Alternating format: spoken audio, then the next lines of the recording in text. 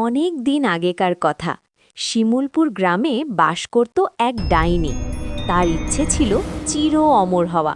তাই সে প্রতিদিন রাতে গ্রাম থেকে একটি করে বাচ্চা উঠিয়ে নিয়ে আসত। তাদের বলি দিয়েই হবে ডাইনি চির অমর। এমনই একদিন রাত্রেবেলায় ডাইনি বাচ্চার খোঁজে রওনা দেয়।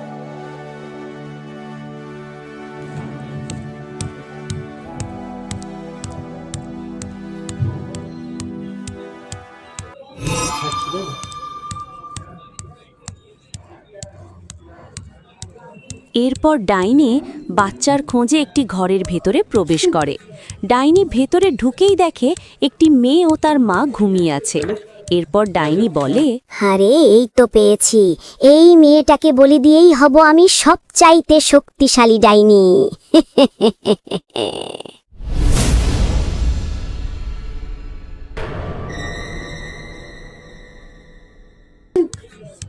এরপর ডাইনি ওই মেয়েটাকে একটি বোতলের মধ্যে বন্দি করে আর ওখান থেকে রওনা দেয়। Öyle. Hadi.